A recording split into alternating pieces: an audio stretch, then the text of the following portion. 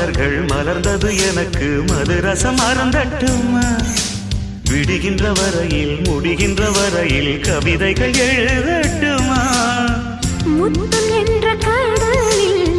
முத்து குளிப்போமா அழகு அழகு ஓ